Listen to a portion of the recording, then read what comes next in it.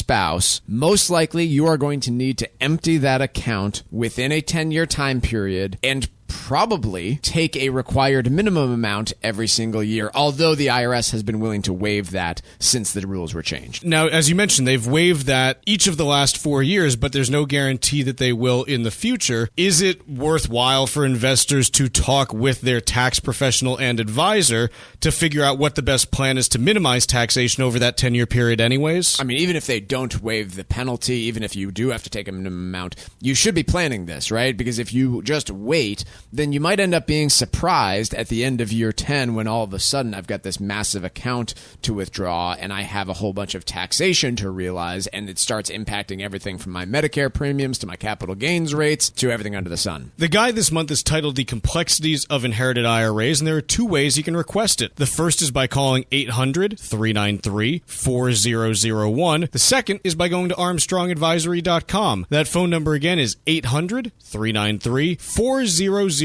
Or you can request the guide at ArmstrongAdvisory.com. The proceeding was paid for by Armstrong Advisory Group, a registered investment advisor. Nothing in the ad or in any Armstrong guide is specific financial, legal, or tax advice. Consult your own financial, tax, and estate planning advisors before making any investment decisions. Armstrong may contact you to offer investment advisory services. There's no better place to vacation than the United States Virgin Islands. St. Croix, St. Thomas, and St. John have everything you need to enjoy a spectacular romantic getaway or a week-long family vacation. From the moment you arrive, you'll fall naturally in rhythm with the heartbeat of the islands. The weather is perfect all year round, so book now and experience the most beautiful beaches anywhere in the Caribbean. World cuisine, iconic history, a wide variety of water sports, and an energetic nightlife. There's no money to exchange, no passport required, and travel from New England could not be easier. Make your plans now by going to visitusvi.com. Learn about all three islands and plan the ideal vacation for you and your family. America's Caribbean paradise is waiting for you. So head to visitusvi.com for more information and to reserve your trip today. Go to visitusvi.com. That's visitusvi.com. It happens all over Massachusetts. Can you tie my shoes? In every home and every community. Be careful on your bike. Learning can happen anytime, anywhere. We'll see you at practice this weekend. And no matter how learning takes place in your family's life, DESE is there as your partner. The Massachusetts Department of Elementary and Secondary Education. Never stop learning. Find out more at mass.gov/back-to-school. Sponsored by the Massachusetts Department for Elementary and Secondary Education. Environmental nonprofit Ocean River Institute is working with communities to tackle climate change with nature-based solutions that feature slowing water down and building more soil with grasses and plants. Research indicates that people acting in their own neighborhoods can build an inch of soil in a year and slow sea level rise down by as much as 25%. Please visit oceanriver.org for more information on opportunities to make a difference and go the distance for savvy stewardship of a greener and bluer planet Earth.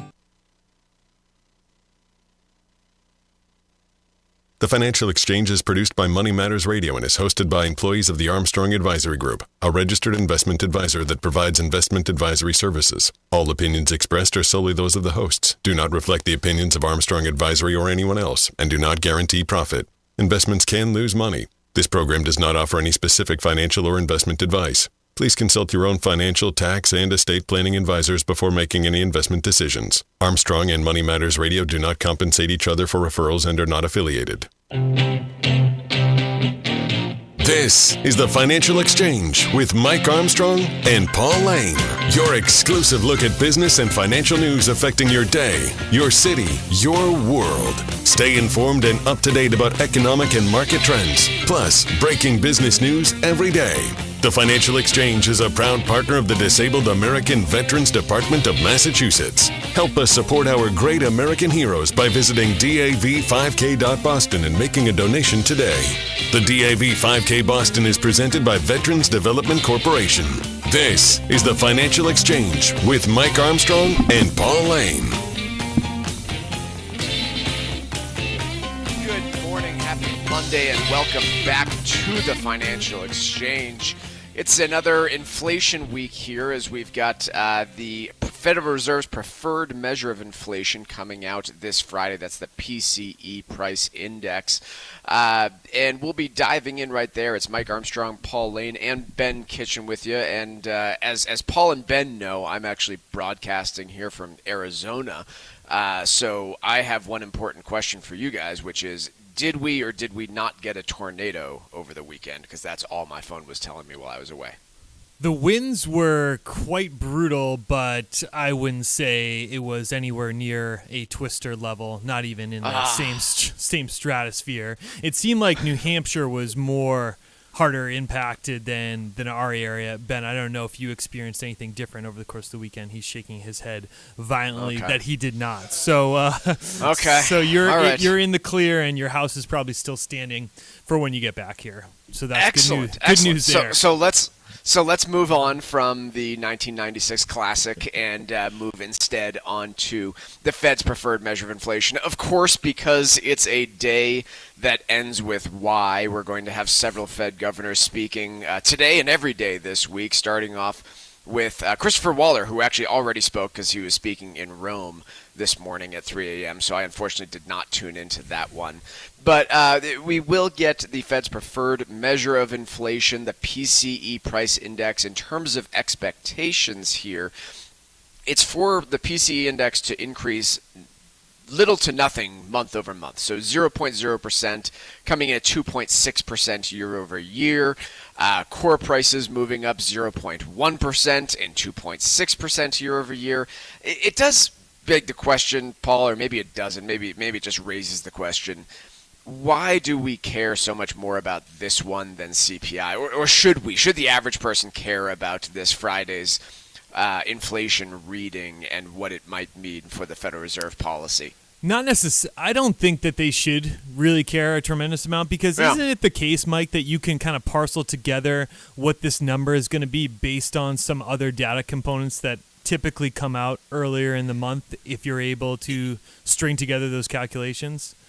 Yeah, I can't, but I think that others generally can, and that would be one big piece of this is the revisions or the guesses on where inflation is going to be on this price index are usually a lot closer to where they actually come in because we do know so much already about the CPI. But they do measure different things. PCE, the measure that we're going to get on inflation this week, this Friday, actually measures and updates their basket of items on a quarterly basis. So for that reason, it better accounts for substitution effects, right? If you're remeasuring what people are actually buying every quarter and re-indexing it, then hypothetically you should pick up a little bit faster on a trend of, say, beef prices are through the roof, so people are buying chicken instead, and what's that substitution effect come to? Nonetheless, this is the measure that the Federal Reserve cares about. This is the one that they are going to be looking at, and it's the one that will really end up moving interest rates one direction or another. And as we mentioned, this has been surprising the Federal Reserve for the first 3 months of this year. But the most recent reading for the month of April kind of proved out their overall theory, which was, hey, this is a bump in the road, and it's going to come back down to a more reasonable level of price increases, allowing us to maintain our overall policy. So the next Fed meeting isn't until July, 12th, Paul? 31st. Excuse me. Yes, July 31st. So we've got a ways to go before then, and things could change by then, but seemingly pretty small chance that the Fed is actually going to be cutting rates at that meeting. Yeah, I think the backdrop that we should provide listeners, if they are not focusing on the inflation picture as much as we do on a day-to-day basis, is we went into this year, Mike, with the expectation that investors or the economic community were pricing in 6 rate cuts. We sit at almost the end of June here where none have occurred. And what has happened is the first 3 months of the year, we saw inflation reports that really proved out that inflation was much more resilient than the Fed would have anticipated if you had asked them back in December, and their predictions sort of proved that out looking backwards. Now what we've seen is there was a concern there in the month of March and April that perhaps it was going to be a reignition of inflation. The last couple reports, the last report that we've seen on the inflation front, to your point, has sort of proven out that perhaps it was just a blip on the radar, what we saw in Q1, and that inflation was resuming the progress that we saw at the end of last year. And so where we sit today looking forward is, can we continue to have those progressive inflation readings come out over the course of the next couple months? Can we keep our eye on the labor market and make sure that that is not eroding quicker than we may be anticipating? Those are the things that we're going to be focused on. That's what the Fed is going to be monitoring as they head into the end of July meeting. From all indications out there, it looks like we are just anticipating one rate cut at the moment to occur in September, in the middle of September at their next meeting, not the one in July, but I guess I should say the subsequent meeting. That's really what we're keying in on, is perhaps one rate cut in September. That's where we sit at the moment from an inflation perspective. Well, then perhaps you can explain why, Paul. We talk about how lower rates can be a tailwind for investors, for stocks in particular, right? The lower rates are, or the anticipation of lower rates, allows analysts and investors to look at stocks in a different way and perhaps price them more expensively. Perhaps you can explain why, as anticipation was for 6 rate cuts this year. We've gotten none so far, and we're going to be closing out the last week of the month, the last quarter, the last week of the quarter, and the last week of the first half of 2024. And the S&P 500's up, over 15% for the first half of this year so far. Where has that tailwind come from? If it certainly hasn't come from lower rates or any anticipation of those lower rates. That whole narrative has completely reversed, and yet I think, despite a lot of people's expectations, stocks have remained elevated and accelerated from there. It has been a crazy 6 months, Mike, from that front, where we haven't seen a tremendous amount of earnings growth. If you look at the S&P 500 as a whole, there was a piece that we were covering last week that if you strip out a lot of these behemoth-sized companies that we talk about so frequently that have over $1 trillion of market cap, and I'm speaking of Google, Meta, Apple, Microsoft, Amazon, and NVIDIA, the rest of the companies in the S&P 500 this year to date, are sort of mixed to slightly flat to slightly negative. If you look at them, it's been NVIDIA that has been the major story, and AI, and anything that really touches that realm of computer chips, servers, cloud infrastructure. All of those companies have really been leading the charge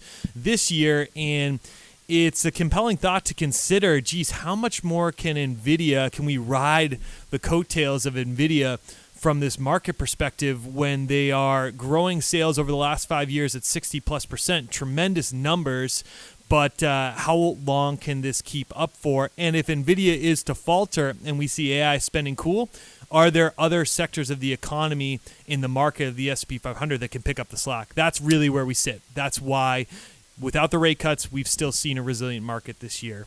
Yeah. It's just important to understand, right? It is not as though companies have become 15% more profitable over the last 6 months. Right. It is that mostly investors have been willing to pay considerably more for their stocks than they were last year, in spite of those changes in expectations on both inflation and rate cuts from the Federal Reserve. Let's take a quick break. When we come back, the bond market is saying something a little bit interesting about where long-term rates are going to land and where that neutral rate is going to land for the Federal Reserve. What does that mean for mortgage rates, CD rates, credit card rates, all the above? We'll be covering that next here on the Financial Exchange. The Financial Exchange is now available on your Alexa smart speaker. Ask to play the Financial Exchange and catch up on anything you might have missed. This is the Financial Exchange Radio Network.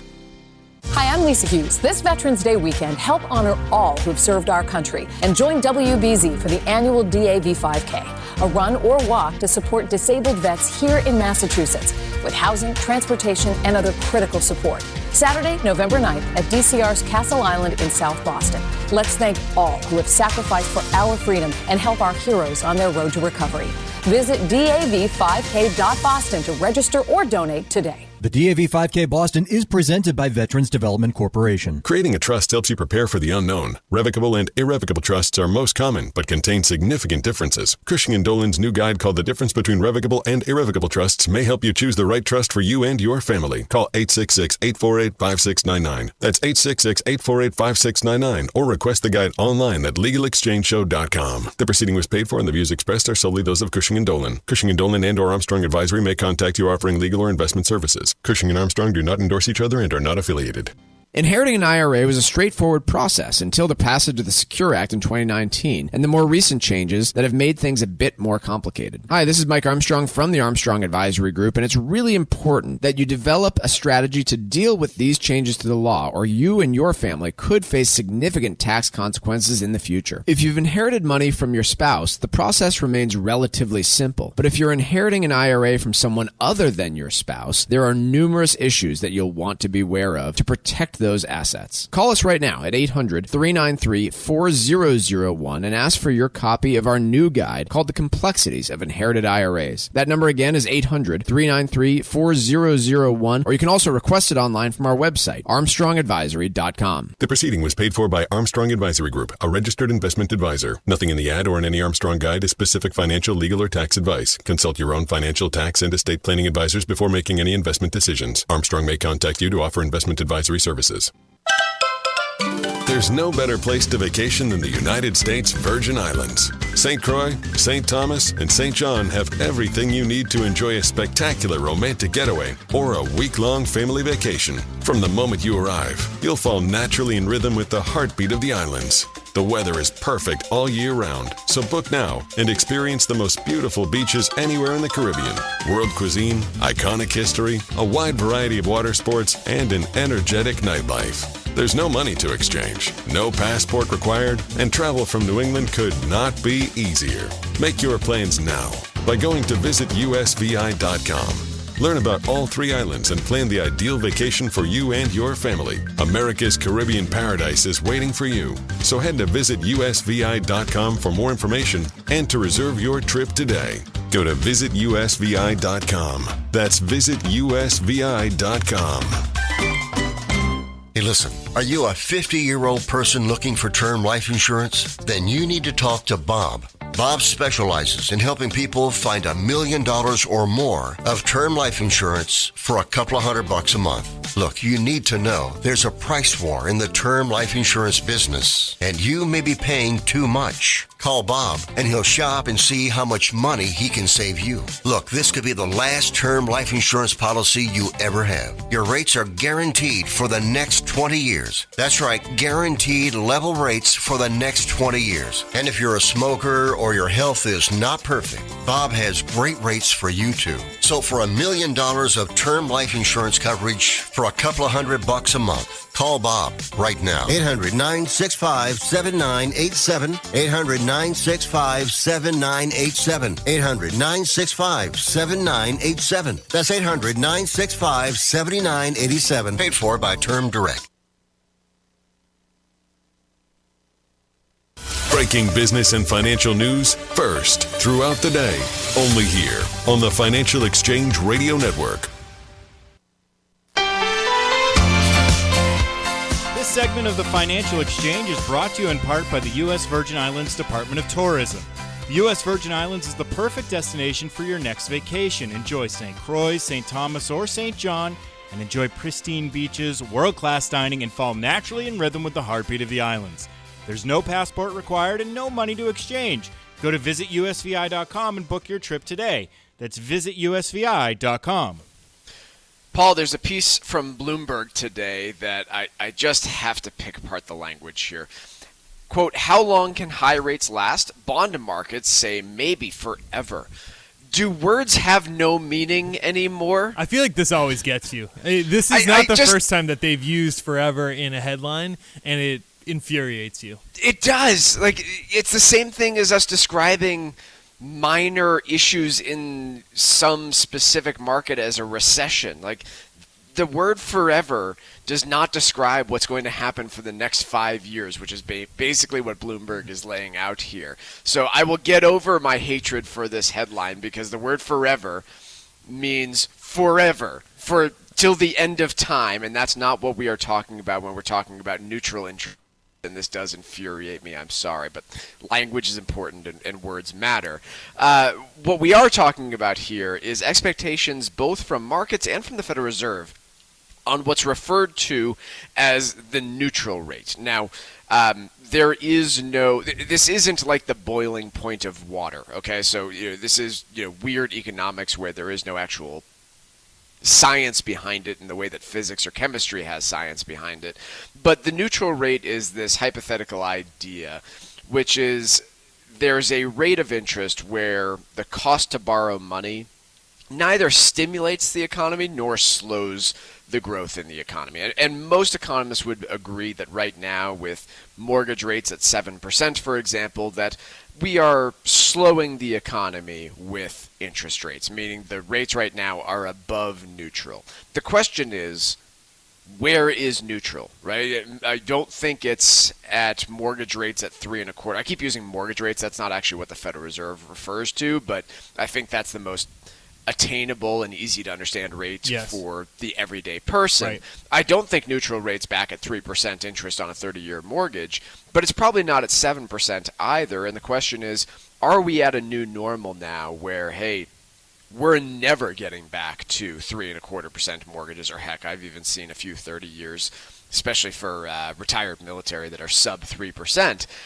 Will we ever get back to those levels? I think is an interesting question to ask, or at least, again, forever is a useless term. Will we get back to those levels in the next 30 years, I think is an interesting question. That is a more reasonable question to ask. If you're looking at, 5 years out, the problem with this piece, beyond your hatred for the headline, which, to be clear, they're probably just trying to get eyeballs on it, and mission accomplished, it has been pulled as part of our stack today. But the problem is this idea that interest rates are, the neutral rate is higher than it was previously, is that expectations can dramatically change so quickly, Mike. I mean, we've seen it over the course of the last 6 months. If we have an economic slowdown and rates are to be cut, then you'd think theoretically that neutral rate would drop pretty quickly here. I would argue that it's a fair point that you make. It's really going to be difficult to replicate where that neutral rate was before, or just our rate expectations previously were so low that if you look at rate cycles, it's hard to imagine that we could continue at where we were in the 2018 through 2021 period, or even going back further there. But the neutral rate in general, it is such a hard concept to pin down. It does seem like, certainly for the moment, people are getting a little bit more accustomed to this idea that, hey, we can collect some interest on cash, and the fact that we're going to borrow, we're borrowing at levels that are, I would say, from a mortgage perspective, more akin to what you'd see over the last 40 or 50 years in terms of averages, but certainly not the last 10 or 15 years here.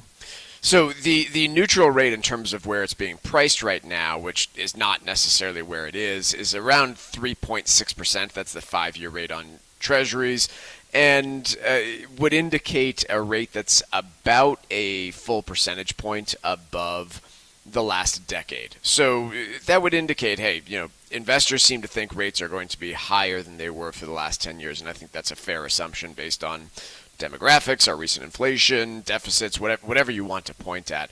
I think the other question that I have is, what does it mean for the housing market, right? If you have rates that don't ever get back to the 3% range, will you see inventories? Next 30 years, I think, is useless to guess at, but there won't be a tremendous amount of new building over the next 5 years. So will we get inventory levels that get back to pre-COVID levels? And just to remind folks, or give folks an update on where those sit here in New England, in the state of Massachusetts, housing inventory levels are sitting at I'm going to round here, 45% of where they were in May of 2019. In Maine, that number's 40%. In New Hampshire, it's 40%. In Vermont, it's only 28%. In Rhode Island, it's 31%. And in Connecticut, it's 23% of May 2019 levels of inventory. So nowhere in New England are housing levels even half of what they were in 2019. And I think many would point to interest rates as being the dominant reason behind that. No question. That is the biggest issue. And I just was thinking in my head, Mike, eventually we'll have to wash away those people who are locked in at 4 or 3%. Eventually they'll have to come back in on the market because of just life changes, whether they need to move to a bigger home. And we've talked about all the different life-changing events that can occur on the housing market front. But that's been really what has been so perplexing this year. If you're talking about the interest rate discussion that we had earlier, where there's only been no cuts this year, or perhaps there'll be one versus the 6 that were projected. A lot of that came off the heels of this idea that shelter costs would come down, which make up a third of the inflationary data, and they haven't.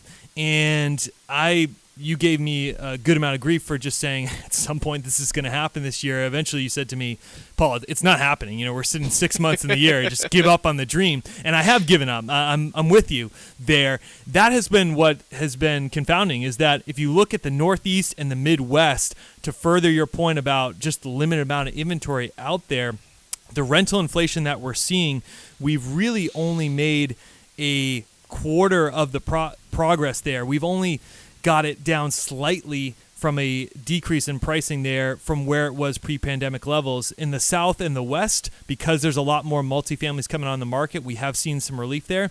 But the Northeast and Midwest, it has not been the case, and it because of that supply point that you're mentioning, Mike. So on the rate side of things, perhaps even if rates come down to that 6 or 5% range, you might get more inventory in the market, but it's not going to be solved overnight, the amount of inventory in these areas. There just isn't enough of a building tailwind in place. I will also say, though, that part of this is just policy, because there are states in the country that aren't facing these same inventory problems. In Arizona, where I happen to be broadcasting from right now, inventory levels are 98% of where they were in May of 2019. Yeah. In Florida, they're 96%. In Texas, they're 102%.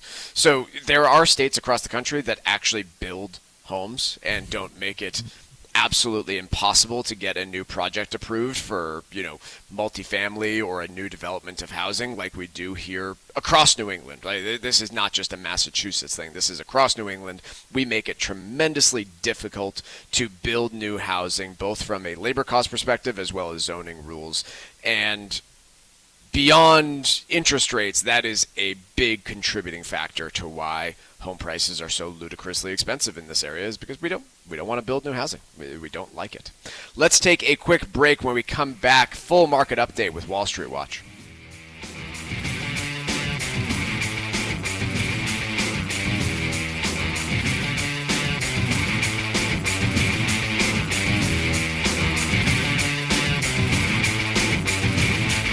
Like us on Facebook and follow us on Twitter @TFE Show. Breaking business news is always first, right here on the Financial Exchange Radio Network. Are you looking to volunteer for an amazing nonprofit organization that helps our veterans? The DAV Department of Massachusetts Transportation Network needs volunteers right now. This network provides free transportation to and from any VA medical appointment for veterans of all eras. To become a volunteer driver, you do not need to be a veteran or a DAV member. You just need to have the willingness to help our veterans and have a valid driver's license. Sign up now at davma.org. That's davma.org.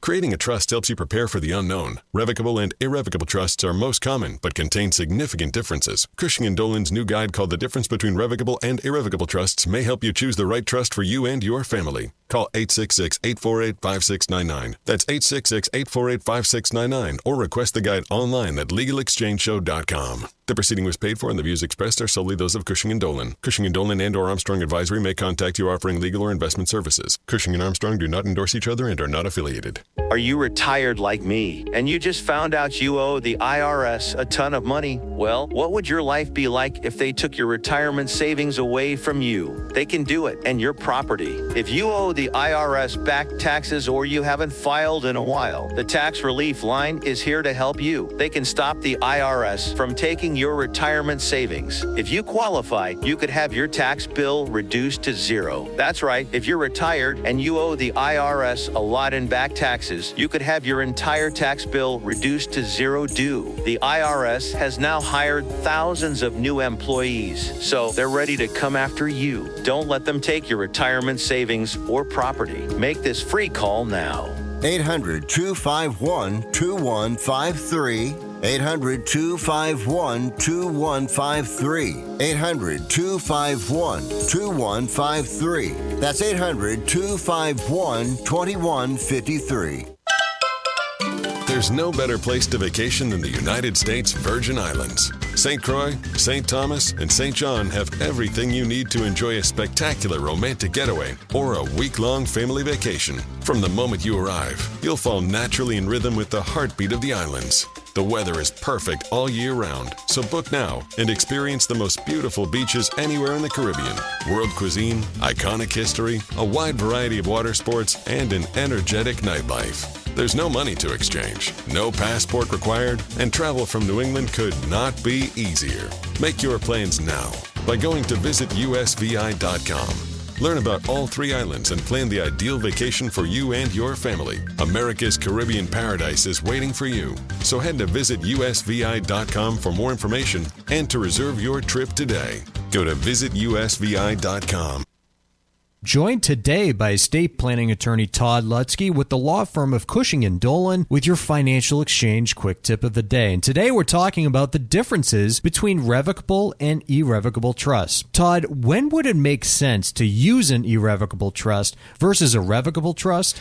Yeah, so in this case, you really need to think about a couple of things. One, how much you're worth. Obviously, if you're worth, well over 4 or 5 million, 6 million, probably you're self-insured, so you're not so concerned about nursing home planning, and therefore the irrevocable Medicaid trust that we're talking about here might not be as applicable. But 4 million and under, folks are saying, and the other issue would be over age 60, let's say, and there's no rule of thumb, but 60, 65 is a great time to be thinking about protecting assets from the nursing home because it takes 5 years to do it.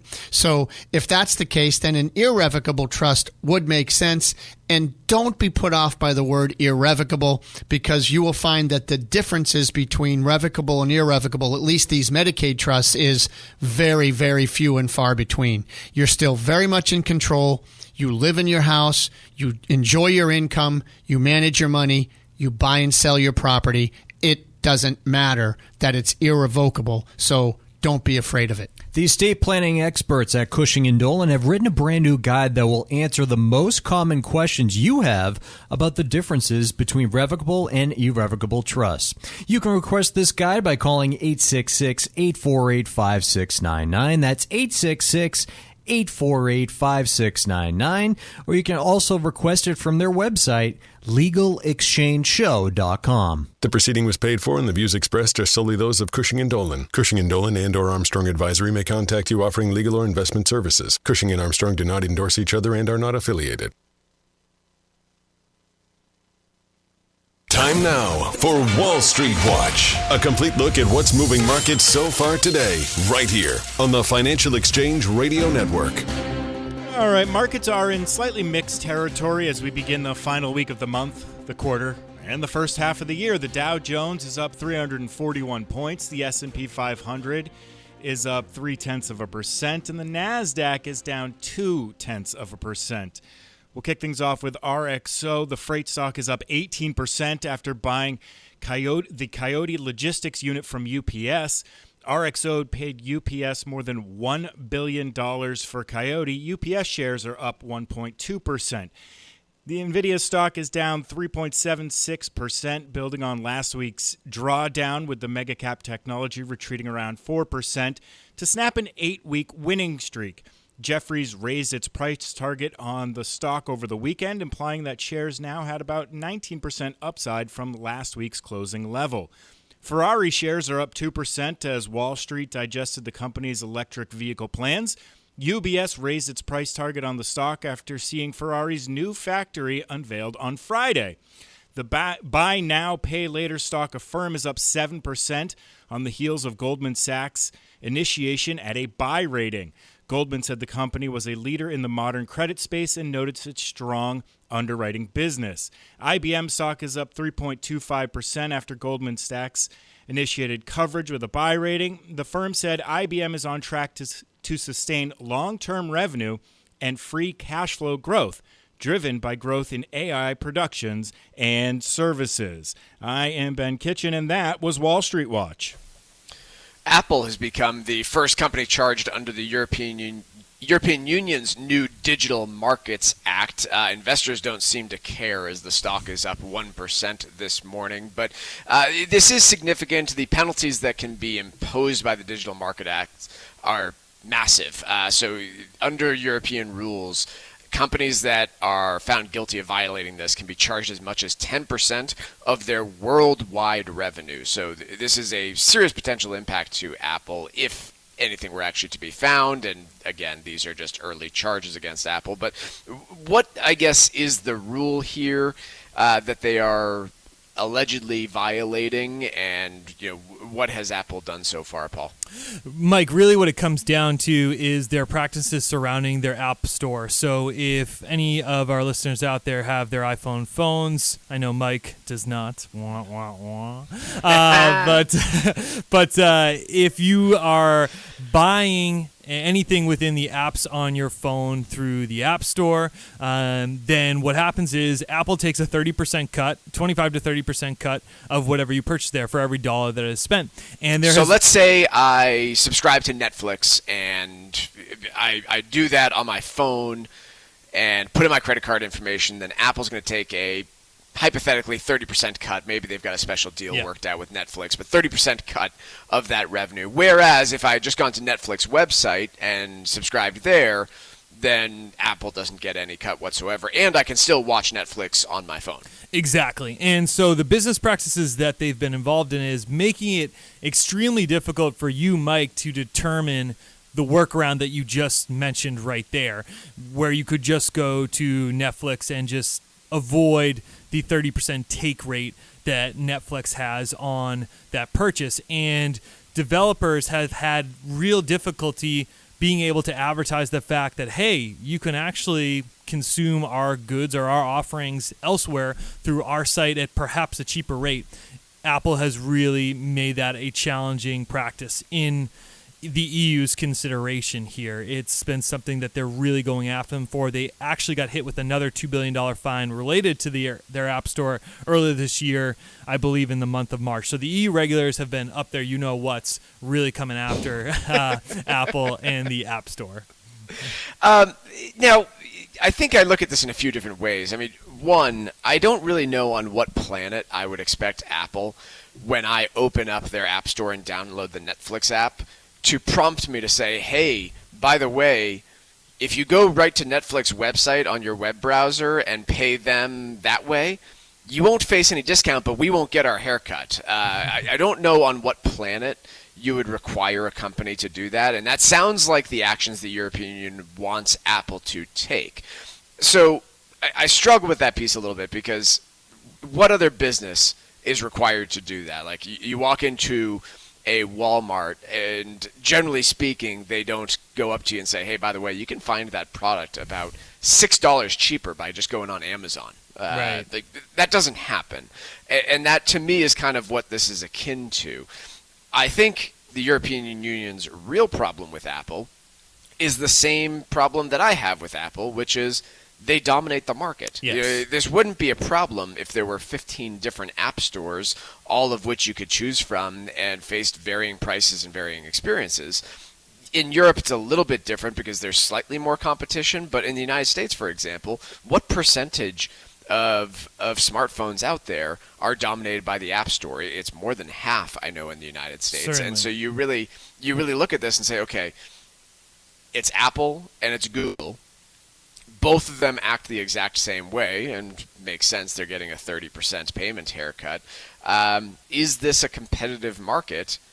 And what can we do about it? And I think in the European Union's case, they say, look, we have no authority to break up an American company, so this is the next best thing. We're just going to fine them into oblivion until they start complying with what we believe would be competitive rules, even though they'd be really strange and weird. Like, again, I would never expect Apple to have to prompt me to say, hey, go to Netflix instead and pay there, and you can save the company 30%. Yeah, it seems like, Mike, they treat them much more closely to what an electric utility would be around this area, where basically you and I have one choice in terms of who provides our electricity to our home, and as a result, there are price stops, impediments in place where it's heavily regulated, and they are almost viewing Apple in the same way, is that they are, to what you mentioned, an antitrust concern where they are the end-all be-all marketplace, and as such, they need to be more heavily regulated to provide consumers with alternatives. Now, my analogy falls apart where you can't just go to another town to pick where you get your electricity from, or go to a different company, but that's the way they're viewing it, is basically that they dominate the market, and as such they should behave in a compliant, what the EU deems to be a compliant fashion. Now, there are a few pieces of what Apple does that I do find to be really anti-competitive, and I don't know if this stuff exists in the EU, but for instance, let's say Netflix recognizes their 30% and wants to offer people the discount to sign up in a different way. Like, hey, come to our website. We don't have to pay Apple 30%, and we'll give you a 20% price cut. I do not believe Apple allowed other applications to do that. I think that they specifically kicked off games and downloads that would offer that sort of price discount. And the example here, if anybody remembers the lawsuit with Fortnite maker, what was it, Epic Games? Yes. Yeah, a few years ago, they were doing exactly that. They were saying, hey, we're going to allow you to process payments on the game with a different payment processing system that's going to avoid Apple's 30% haircut. We'll offer discounts for that. And Apple basically, and Google, by the way, basically booted them off the platform and said, no, that's not going to happen. And those types of behaviors, like, it's one thing to say, no, we're not going to advertise different ways to go get a price discount somewhere else. There should be no expectation of that. But for Apple to say, hey, Netflix, if you advertise that your price is cheaper somewhere else, then we're going to kick you off the platform and not let people download your app. That's kind of the definition of anti-competitive, and doesn't matter if there's 10 other, if there's 10 other businesses operating in the ecosystem that will price things differently, that's one thing. But when it's just Apple and Google are the only players out there to say, hey, I want to watch Netflix on my smartphone, well, then, yeah, that type of behavior, I think most people would look at and say that seems illegal in a lot of ways, and we should crack down on that. So I think those are the types of things that I see as problematic for Apple, but I don't know how the EU fixes any of that with the lawsuits that they're trying to bring here. In response, or not directly in response, but in a thinly veiled response, Apple's basically saying, hey, we're not going to be rolling out our new artificial intelligence tools on our iPhones in Europe because we're so worried about these new digital competition and digital market acts in Europe, which I don't know anything about Apple's AI tool, but I don't think it has any reasonable concern of being regulated by this Digital Markets Act. It seems to me like a thinly veiled threat of saying, hey, Europe, you keep finding us, we're not rolling out the latest and greatest that we have. It seems like it, they mentioned the potential motive here was the, and I quote, level of access it would need to grant third parties. They don't feel comfortable unveiling those features on Apple Intelligence to all of the 450 million users throughout the EU. But I agree, Mike, it's probably another way of saying, all right, if you're going to mess with us this way, guess what? Your users are not getting the latest and greatest. We're going to really come to a screeching halt in terms of new features there, and maybe try to irritate the constituents there by not having the newest features on their iPhone. Let's take a quick break. When we come back, a little bit more on the EU specifically when it comes to recent talks with China, or pending talks with China, about the car market over in the European Union. That's next on the Financial Exchange. Miss any of the show? The Financial Exchange Show podcast is available on Apple, Spotify, and iHeartRadio. Hit the subscribe button and leave us a 5-star review. This is the Financial Exchange Radio Network. There's no better place to vacation than the United States Virgin Islands. St. Croix, St. Thomas, and St. John have everything you need to enjoy a spectacular romantic getaway or a week-long family vacation. From the moment you arrive, you'll fall naturally in rhythm with the heartbeat of the islands. The weather is perfect all year round, so book now and experience the most beautiful beaches anywhere in the Caribbean. World cuisine, iconic history, a wide variety of water sports, and an energetic nightlife. There's no money to exchange, no passport required, and travel from New England could not be easier. Make your plans now by going to visitusvi.com. Learn about all 3 islands and plan the ideal vacation for you and your family. America's Caribbean paradise is waiting for you. So head to visitusvi.com for more information and to reserve your trip today. Go to visitusvi.com. That's visitusvi.com. Hi, I'm Lisa Hughes. This Veterans Day weekend, help honor all who've served our country and join WBZ for the annual DAV 5K, a run or walk to support disabled vets here in Massachusetts with housing, transportation, and other critical support. Saturday, November 9th at DCR's Castle Island in South Boston. Let's thank all who have sacrificed for our freedom and help our heroes on their road to recovery.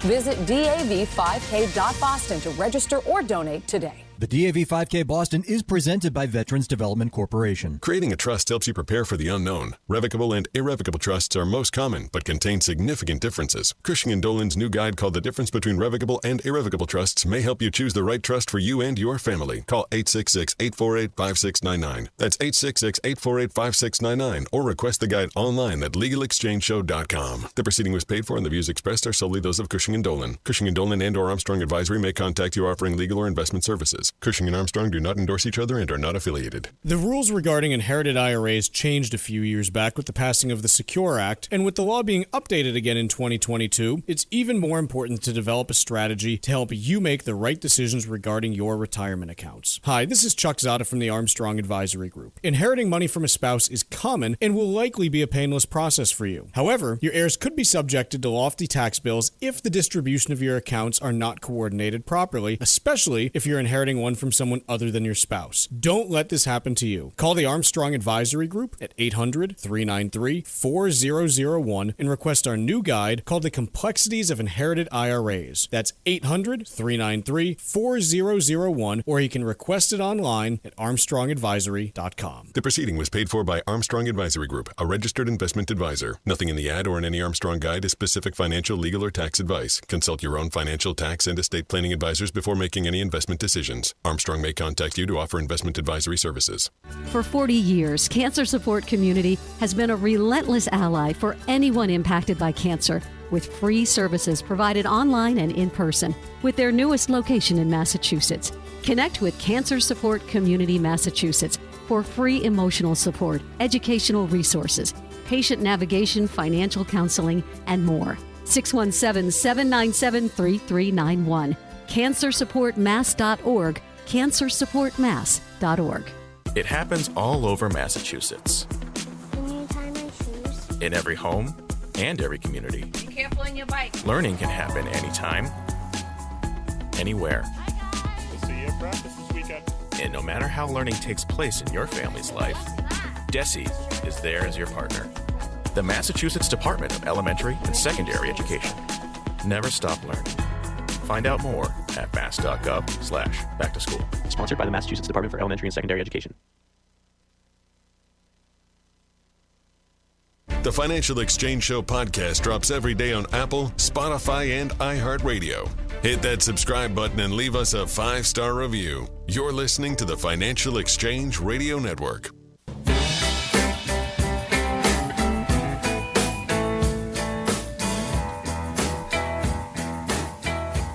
Paul, I know we're going to talk a little bit about China and the EU and trade and cars specifically, but I want to talk a little bit about travel. I traveled last week out to Arizona to go see some family. Airports are packed. Summer travel season looks like it's going to be even hotter than it was in 2019 in terms of total volume through U.S. airports. And yet, on average, U.S. airline stocks are down about 40% over the past 5 years. And it's not merely investors, shifting preferences towards AI stocks. These airlines themselves are making a lot less in the way of profit over the last 5 years as well. And I'm interested in your take, because from everything that I'm reading here, there are some things around the edges that have changed in terms of preferences that make it less profitable for airlines. But a lot of this just seems like missteps and poor management on the part of airlines themselves. To me, Mike, when I was reading through the story, the first thing that came to mind was Boeing, really. Is that the reason that there is such a significant impact to some of these airlines out there? Because the problem that you have in the airplane space is that there are really only two manufacturers out there. It's Boeing and Airbus that dominate a significant amount of the market share, and where some of these companies, I believe Southwest only that buys Boeings. Okay, yeah, exactly, are tethered just to one company that's been an absolute you-know-what show over the last several years. And as a result, if you're projecting future earnings growth from these companies and they're not going to have the supply commensurate with the demand that they're seeing on the travel side, you have to discount future cash flows, or you have to discount future earnings. So that was one of the things that came to my mind. This idea that fuel costs are more expensive than they were pre-pandemic, to me, I raised my eyebrow at that a bit. They're not exorbitant. Certainly they're higher than they were, Mike, but I would be a little bit more hesitant to blame the cost on that side of things as a concern. Ryanair did a good job of hedging their fuel situation so that they weren't impacted as much. But I think it's two factors: Boeing and the supply side, and then the labor input side. The fact that you have a lot of pilots that retired right around the pandemic or were forced out the door, it's been a real struggle to get people back in and negotiate with the unions in order to get that side of the cost equation down. Yeah, on the cost side of the equation, I agree. Look, between fuel prices, which, again, those can be hedged if done properly, and Ryanair is an example of where they really hedge their fuel price exposure and are doing far better than other airlines. But if it were purely a Boeing problem, then I would expect that one of the issues airlines would be facing would be not enough capacity. And in fact, they're reporting that, hey, we have more capacity than is needed on a whole bunch of these routes. And so I get a little bit confused by all this. Like, it seems to me that, airlines are supplying more capacity than is needed at the same time that they can't buy enough planes, can't find enough flight attendants and pilots, and therefore they're seeing prices that are basically flat in spite of all of their input costs being higher. And I recognize that this is a somewhat competitive market, and so you can't, American Airlines can't just decrease capacity and see prices go up. But just really confusing. The last piece on this, business travel is about 13% lower than in 2019, and those were big ticket items. And so, yeah, even though a lot more people are flying these days, if it's not occurring with last-minute business travel being charged to the company credit card like it was in 2019, then I can see how these airlines aren't quite making quite as much. But honestly, a lot of this does not seem, to me at least, like failures at Boeing, which are certainly contributing, or purely labor cost increases. It's decisions that have been made by airline executives to push out a ton of capacity when the demand isn't there for it at the moment. Well, also it harkens back to, what Warren Buffett has said about these businesses. Airlines are just really difficult businesses to scale and run profitably because they require so much capital in order to get growth. I mean, just think about how expensive it is to buy a plane, and then they operate on razor-thin margins too. So, I mean, those two things in general, it's just always been a hard place to invest, and I guess this year is no different. Really, only if you could have timed it as to buying in the 2020 lows, I'm sure you're sitting, smiling looking at that trade, but it's just hard year to year to invest in these type of companies. Revocable and irrevocable trusts are commonly used to protect your assets, but there are significant differences between the two. Don't take chances securing your future. Call Cushing & Dolan right now at 866-848-5699 and get their brand new guide called The Differences Between Revocable and Irrevocable Trusts. Cushing & Dolan are experts in elder life planning, and they can answer critical questions that you may have as you determine which trust may be best for you and your family. The guide contains crucial information about a variety of topics, including the income tax effects of both trusts, ways to leave assets to your children, as well as many other factors you should consider in the estate planning process, such as your net worth, your age, and your marital status. Call today, 866-848-5699. 866-848-5699. That's 866-848-5699. Or request the guide online from their website, legalexchangeshow.com. The proceeding was paid for, and the views expressed are solely those of Cushing & Dolan. Cushing & Dolan and/or Armstrong Advisory may contact you offering legal or investment services. Cushing and Armstrong do not endorse each other and are not affiliated. The power and influence of Germany is likely to be tested in terms of their influence over the European Union over the coming weeks and months. Unlike in the United States, where we have a tariff rate of over 100% on imported Chinese vehicles, in Europe that sits at only 10%, but they're considering a proposed tariff of up to 38% on EVs from China. That would be on top of the 10%, bringing it up to nearly a 50% rate based on the heavily subsidized actions of the Chinese Communist Party. And I mentioned the influence of Germany here because obviously we all associate it with Volkswagen, BMW, right, and some of the largest automakers out there, and how much they will be able to push this off from the influence of other countries where, I would imagine if you live in Portugal, you sure wouldn't mind being able to buy a $10,000 Chinese EV. So I think this will be an interesting play out, and we will have to see where it goes over the next few weeks here in terms of Germany's influence over it. Particularly because you have Chinese cars being manufactured in Europe. That's tricky. Quick break. Markets remain mixed, but largely in positive territory, at least on the Dow, up 390 points. We will be right back after this on the Financial Exchange.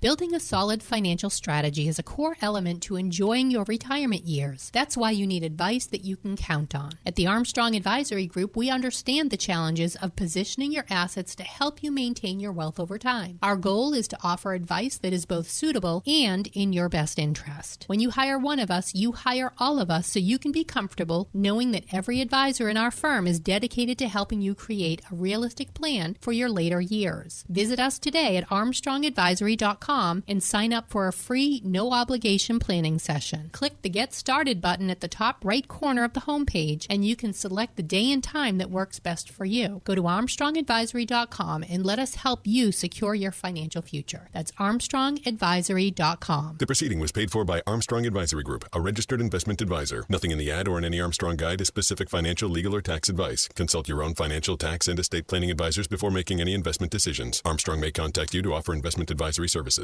Are you retired like me and you just found out you owe the IRS a ton of money? Well, what would your life be like if they took your retirement savings away from you? They can do it, and your property. If you owe the IRS back taxes or you haven't filed in a while, the Tax Relief Line is here to help you. They can stop the IRS from taking your retirement savings. If you qualify, you could have your tax bill reduced to zero. That's right. If you're retired and you owe the IRS a lot in back taxes, you could have your entire tax bill reduced to zero due. The IRS has now hired thousands of new employees, so they're ready to come after you. Don't let them take your retirement savings or property. Make this free call now. 800-251-2153. 800-251-2153. 800-251-2153. That's 800-251-2153. For 40 years, Cancer Support Community has been a relentless ally for anyone impacted by cancer, with free services provided online and in person, with their newest location in Massachusetts. Connect with Cancer Support Community Massachusetts for free emotional support, educational resources, patient navigation, financial counseling, and more. 617-797-3391. CancerSupportMass.org. CancerSupportMass.org. This is the Money Matters Radio Network, WBNW 1120 AM and W275 CM FM. Concord, Boston, the Money Matters Radio Network. Sometimes we know what's next.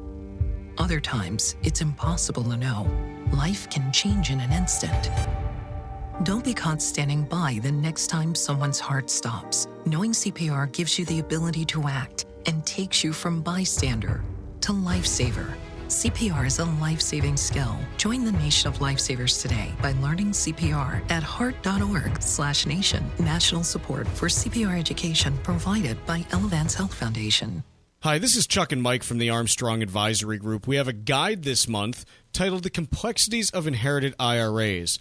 Mike, with how the inherited IRA picture has changed in the last few years, one of the things that a lot of people need to consider is how to minimize taxation, not just across their own lifetime, but on a multi-generational basis once they're gone. Yeah, and quite frankly, prior to these changes, IRAs were often used, especially Roth IRAs, as a kind of multi-generational inheritance plan. And these new rules have completely changed that, like I said, for most beneficiaries of retirement accounts. And so a lot of the planning that was done prior to 2020, if not haven't been looked at again, just might run contrary to your entire thoughts of what you did before these changes. It seems to me that it makes sense now you've got to consider the tax situation, age, and other characteristics of your beneficiaries who might not be spouses when figuring out who to name on your IRAs. Yeah, not only that, and a lot of that stuff was considered prior to, but maybe you've got two kids with vastly different income situations. Do you consider naming one the traditional versus the other the Roth beneficiary in order to minimize total taxation across generations? These are complicated issues that I know it might sound like just applies to a small subset of Americans, but most people these days have a retirement account. Our guide this month, again, it's titled The Complexities of Inherited IRAs, and the two ways to request it are by phone or online. Website is armstrongadvisory.com, or you can call 800-393-4001. That website, again, is armstrongadvisory.com, or the phone number is 800-393-4001.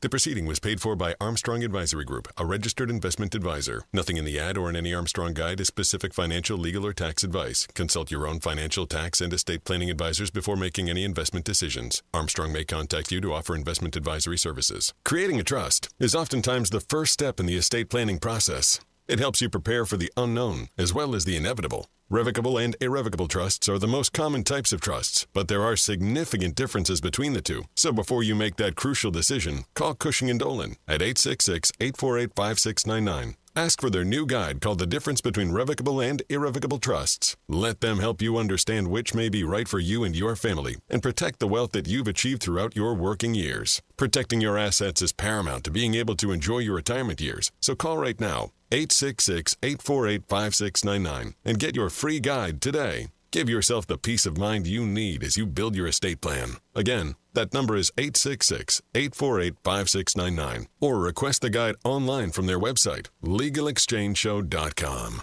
The proceeding was paid for and the views expressed are solely those of Cushing & Dolan. Cushing & Dolan and or Armstrong Advisory may contact you offering legal or investment services. Cushing & Armstrong do not endorse each other and are not affiliated.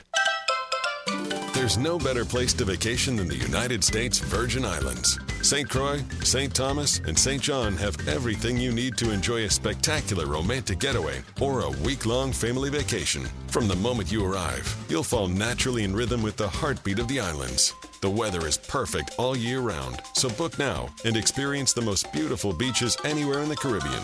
World cuisine, iconic history, a wide variety of water sports, and an energetic nightlife. There's no money to exchange, no passport required, and travel from New England could not be easier. Make your plans now by going to visitusvi.com. Learn about all three islands and plan the ideal vacation for you and your family. America's Caribbean paradise is waiting for you. So head to visitusvi.com for more information and to reserve your trip today. Go to visitusvi.com. That's visitusvi.com.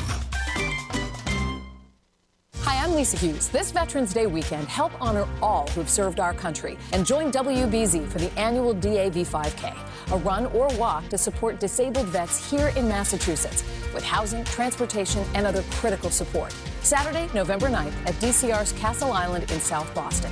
Let's thank all who have sacrificed for our freedom and help our heroes on their road to recovery. Visit DAV5K.Boston to register or donate today. The DAV 5K Boston is presented by Veterans Development Corporation. Creating a trust helps you prepare for the unknown. Revocable and irrevocable trusts are most common, but contain significant differences. Cushing & Dolan's new guide called The Difference Between Revocable and Irrevocable Trusts may help you choose the right trust for you and your family. Call 866-848-5699. That's 866-848-5699, or request the guide online at legalexchangeshow.com. The proceeding was paid for, and the views expressed are solely those of Cushing & Dolan. Cushing & Dolan and/or Armstrong Advisory may contact you offering legal or investment services. Cushing and Armstrong do not endorse each other and are not affiliated.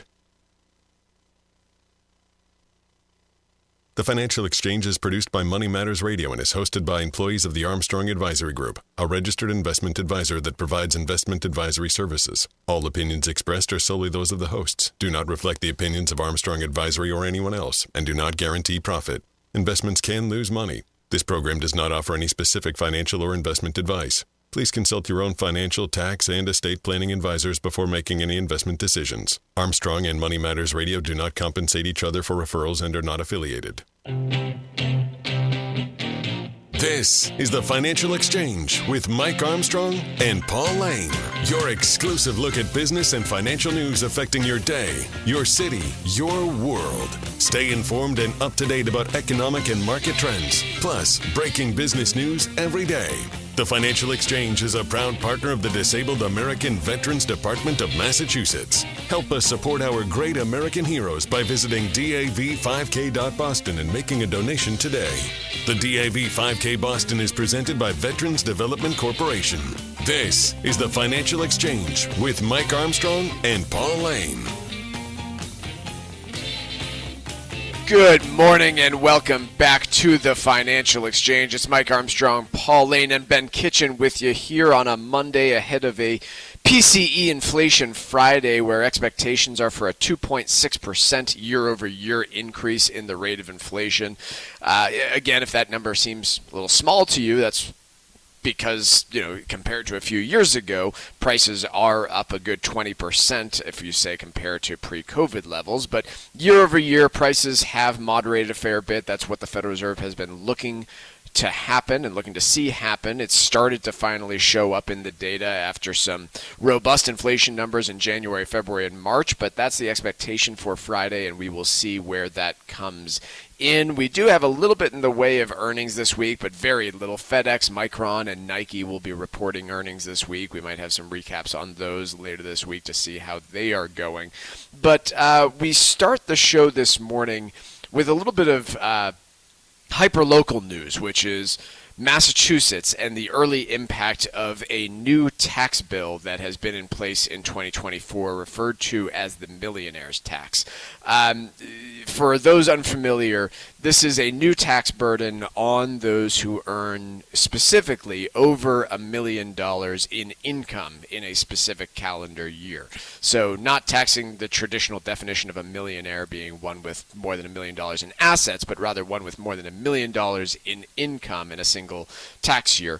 And according to a survey of CPAs, they say they are seeing many Massachusetts residents that they file taxes for leaving the state in response to that. And yet, the tax has raised $1.8 billion in revenue so far, already $800 million higher than legislators planned to spend.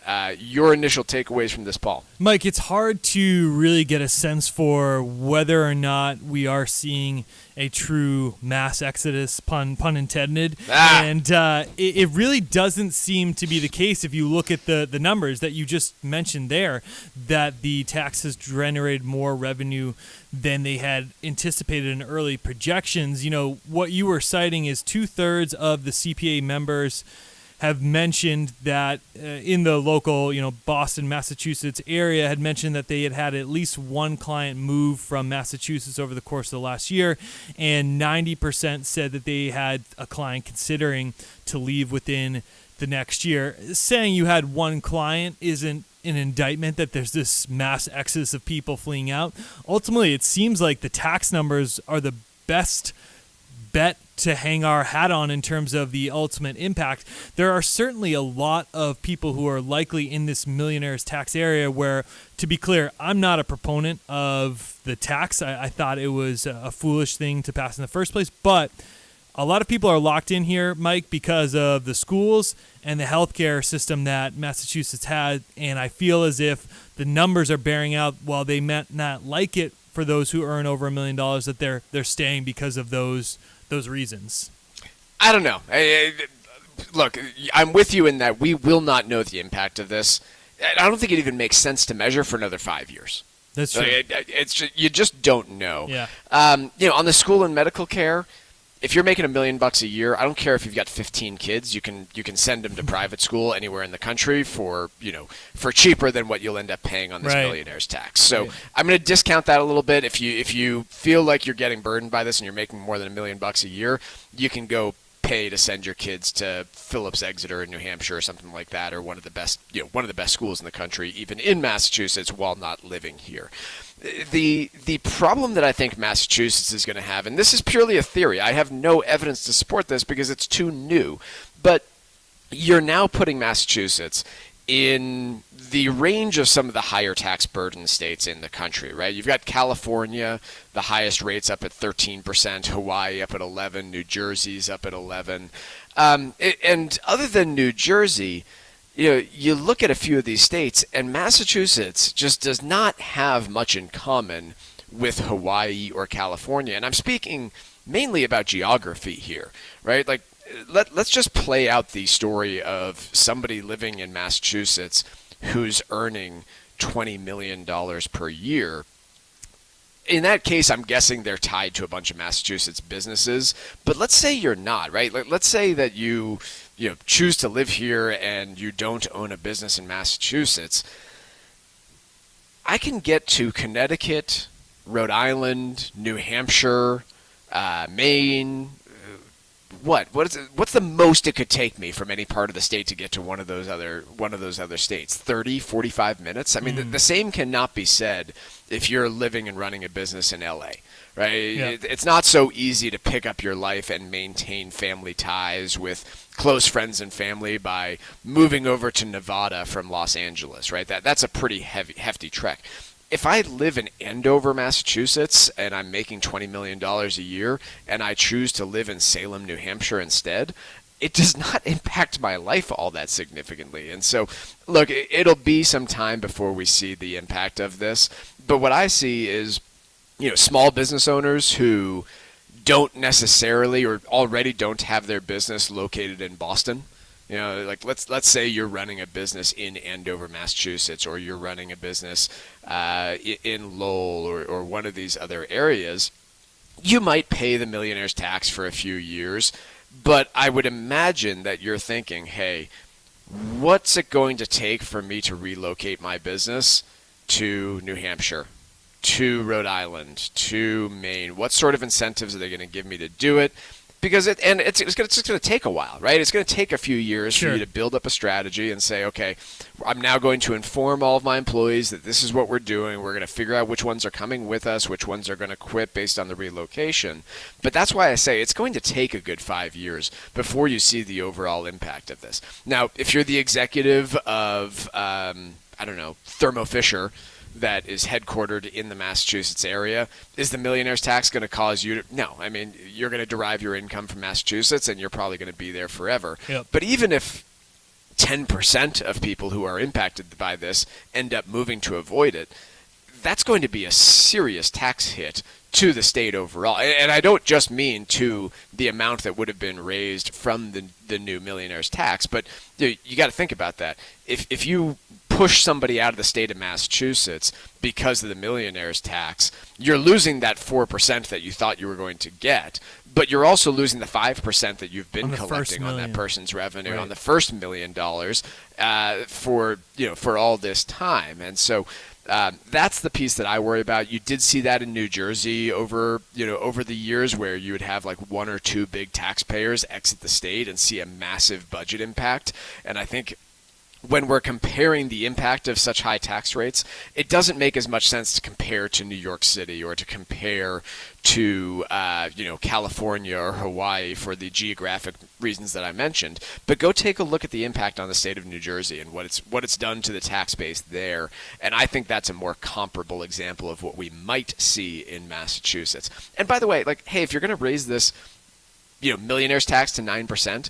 Maybe we reduce the graduation rate for some of these other areas. Like, hey, do the rest of us need to stay at 5%? Could you see like a 3, 5, 7, and 9% rate or something along those lines? Wouldn't that have also made some sense? I see all these taxes and these new things getting put onto millionaires because they're just so popular, right? They're just such an easy way to get the voting base on saying, oh yeah, these millionaires, they're living in their $15 million homes on Nantucket, and we need to tax them, and that'll fix all of our problems. And I don't know. I maintain that is a very bad strategy if you want to continue to see the state grow and attract businesses in the future.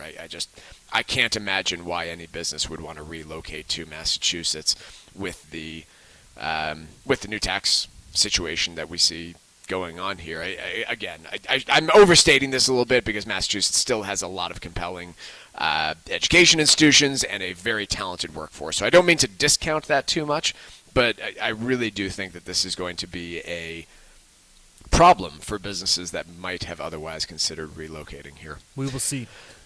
Let's take a quick break. When we come back, a little bit of trivia for you next on the Financial Exchange. Tune in for Trivia, brought to you by Applebee's. Every day at 11:20 for your chance to win cool prizes. Text us at 617-362-1385 and use keyword Applebee's. Complete rules are available at financialexchangeshow.com. This is the Financial Exchange Radio Network. Revocable and irrevocable trusts are commonly used to protect your assets, but there are significant differences between the two.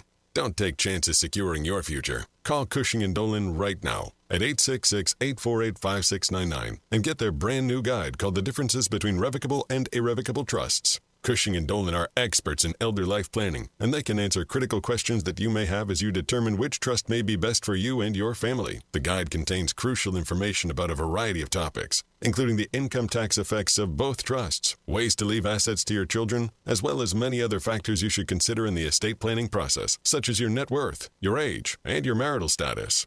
Call today. 866-848-5699. That's 866-848-5699. Or request the guide online from their website, legalexchangeshow.com. The proceeding was paid for, and the views expressed are solely those of Cushing & Dolan. Cushing & Dolan and/or Armstrong Advisory may contact you offering legal or investment services. Cushing & Armstrong do not endorse each other and are not affiliated.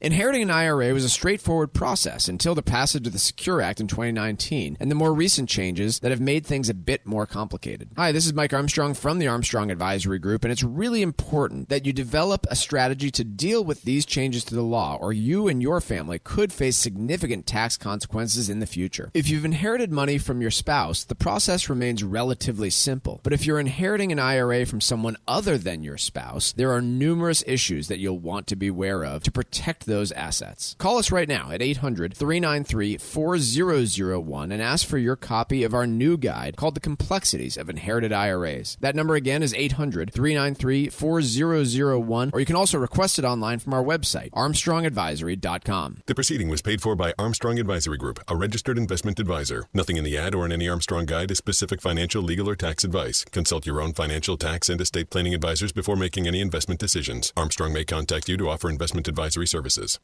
Revocable and irrevocable trusts are commonly used to protect your assets, but there are significant differences between the two. Don't take chances securing your future. Call Cushing & Dolan right now at 866-848-5699 and get their brand new guide called The Differences Between Revocable and Irrevocable Trusts. Cushing & Dolan are experts in elder life planning, and they can answer critical questions that you may have as you determine which trust may be best for you and your family. The guide contains crucial information about a variety of topics, including the income tax effects of both trusts, ways to leave assets to your children, as well as many other factors you should consider in the estate planning process, such as your net worth, your age, and your marital status. Call today. 866-848-5699. That's 866-848-5699. Or request the guide online from their website, legalexchangeshow.com. The proceeding was paid for, and the views expressed are solely those of Cushing & Dolan. Cushing & Dolan and/or Armstrong Advisory may contact you offering legal or investment services. Cushing & Armstrong do not endorse each other and are not affiliated. We are the Debt Destroyer Network. Any debt you have, credit card, tax, student loan debt, call now for free information that helps you destroy your debt. It's great advice. Plus, when you make this free call now, we have Debt Destroyer experts ready to help. They can show you how to destroy your debt and get your life back on track. Debt problems don't have to be overwhelming. You can live stress-free and debt-free. Credit cards, medical bills, IRS tax problems, even student loan debt. Learn about free programs offered by the credit card companies, hospitals, and even the government that can help slash your debt. Call the Debt Destroyer now for free information. Call now. 800-430-8804. 800-430-8804. 800-430-8804. Again, that's 800-430-8804.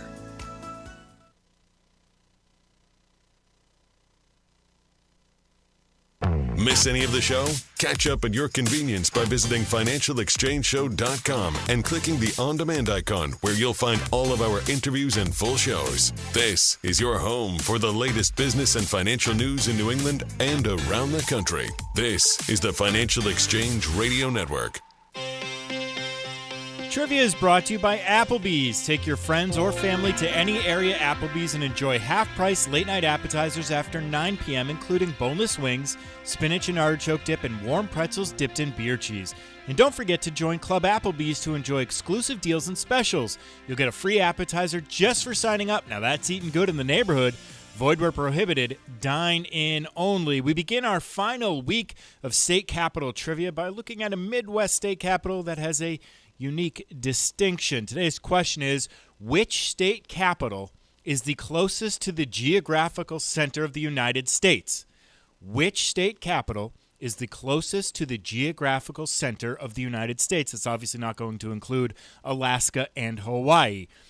Be the second person to text us at 617-362-1385 with the correct answer, and you'll win a Financial Exchange Show t-shirt and be registered to win a $100 gift card to Applebee's. Be sure to include the keyword Applebee's in your text. We'll give away the Applebee's gift card on Friday's show.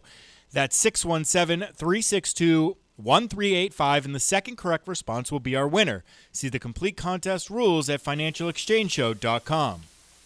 Paul, we were speaking briefly before the 11 o'clock hour about Chinese EVs in Europe and the different situation faces there compared to the United States. And I may have oversimplified things by just pointing out that Germany is a huge auto manufacturing base. But the reality is that Germany sells a lot of their vehicles in China. They have attracted, as have other European countries, attracted Chinese automakers to assemble and manufacture cars within their borders. And so it's not as clear-cut as, hey, China, stop sending your cheap subsidized EVs to our country. It's a very mixed story of different incentives lined up in terms of where this goes from here, and very much not as clear-cut as in the United States, where we've never really allowed Chinese cars into our borders. It's much more intertwined over in the European Union at the moment. No, it's a good point to make. It is really a very different landscape in terms of auto manufacturing there in Germany versus the United States, where you can have that punitive 102% EV tariff and not really make a significant impact, because to your point, and I harken back to you trying to look to see what the process would be like to import a Chinese vehicle, and I know you've given up those efforts where when you saw the latest tax, but it's something that none of us really go even an inch down the road to look at.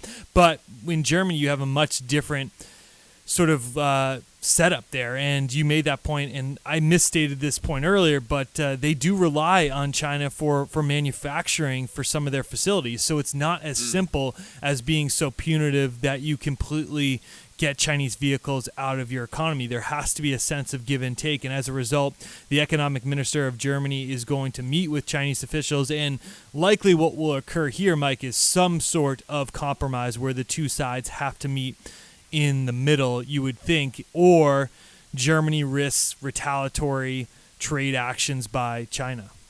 Yeah, I would guess that that's going to be the case, and it really, I think, raises the question as to whether or not you can actually have vehicle manufacturing in Europe that's going to compete in any way with China. I mean, I suppose if they start assembling and manufacturing a lot of the Chinese-made cars over there in Europe, then they'll be slightly more price competitive. But I don't know how Peugeot, does Peugeot even still make cars? I don't even. You got me there. How Peugeot can possibly compete with a Chinese EV maker in the future? It just seems very unlikely. And the fact of the matter is, China has a huge oversupply of these cars that they have significantly subsidized, way more than the local Chinese economy can possibly purchase, and so they're looking to dump them somewhere. Same goes with all of their other products at the moment, and the United States has basically closed its doors, and we will see if the European Union ends up doing the same. Switching gears here, Target, which in my mind has really failed to compete in the same way that Walmart has with Amazon, is taking aim at both Walmart and Amazon with a new partnership with Shopify. If you're not all that familiar with Shopify, they are really an e-commerce specialist that I think has come up over the last few years as a real alternative to Amazon. So let's say you operate a small business and want to handle payment processing and inventory with a system that is not Amazon's because you compete directly with them. Shopify has a lot of that technology to help you roll that out. And Target is now saying, hey, we're going to be using them to roll out a whole lot of third-party vendors onto our Target website, which is exactly what Amazon and Walmart do, right? If you go to Walmart's website right now, you'll have a number of items that you can go pick up in the store, but a lot of them are exclusively available online because they're not actually sold by Walmart. Target has done a good job positioning itself with physical store locations all throughout the country. There was some statistic that was created that within X amount of miles, anyone in the United States can reach a Target. I forget what the number of miles is, let's say 20 or 30 or something like that. So that's significant, but keep in mind they didn't launch their online e-commerce marketplace till 2019, and they're significantly far behind the likes of Amazon and Walmart when it comes to the e-commerce space. Just for context, Amazon, as Mike was mentioning, has 2 million merchants selling on its platform as of 2022. Walmart has 420 million items sold on its marketplace. Meanwhile, in comparison, Target Plus has only 1,200 sellers on its platform and 2 million items. So this is clearly them acknowledging the fact that they're partnering up with Shopify to expand the number of merchants being offered on the Target marketplace to try and make inroads on the e-commerce side of things. But it's a really significant climb that they have to make to get anywhere near the levels of a Walmart or Amazon on that front. I'll be honest, I don't shop at Walmart frequently at home because I just don't have one all that close to me. I think I'm a good with Boston area traffic, a good 25 minutes to the closest Walmart, and I think that one doesn't even have a super center with a grocery store in it. But whenever I'm traveling, I don't look at a Target if I'm looking to make a stop for, random stuff for the kids or whatever it is. I always go to a Walmart, and I'm not entirely sure why that is, but to me it just maintains the brand of I can get darn near everything. Their app is pretty good. I don't even have to talk to anybody in the store because it's going to direct me exactly where to go to buy this stuff, and it's just going to offer anything that I need at the cheapest price, and I just don't feel that Target offers that same reputation.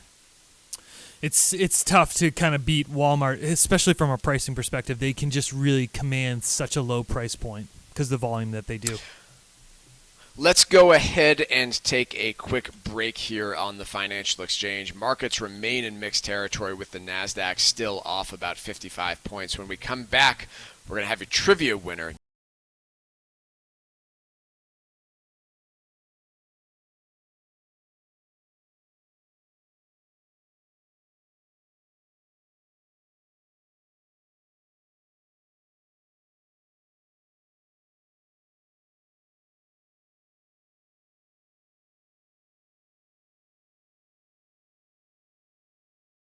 This is Tucker Silva of the Financial Exchange Show, and I'm joined today by estate planning attorney Todd Lutzke with the law firm of Cushing & Dolan with your Financial Exchange quick tip of the day. And today, we're talking about the differences between revocable and irrevocable trusts. Todd, is there a difference in the taxation of a revocable trust versus an irrevocable trust, and any difference in how you would file your income taxes?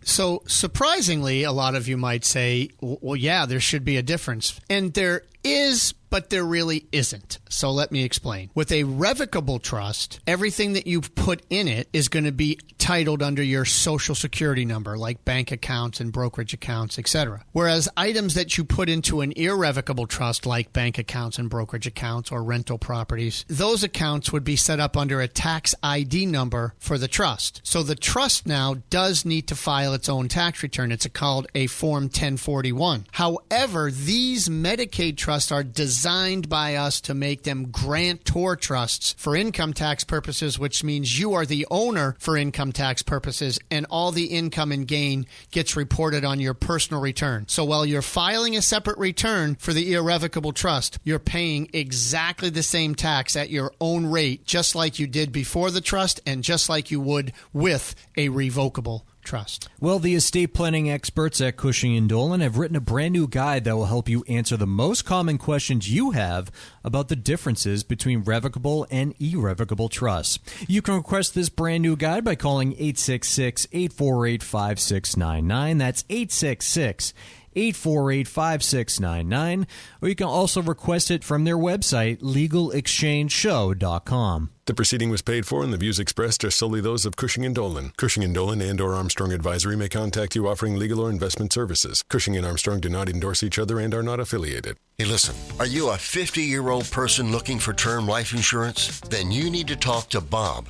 Bob specializes in helping people find $1 million or more of term life insurance for a couple of $100 a month. Look, you need to know there's a price war in the term life insurance business, and you may be paying too much.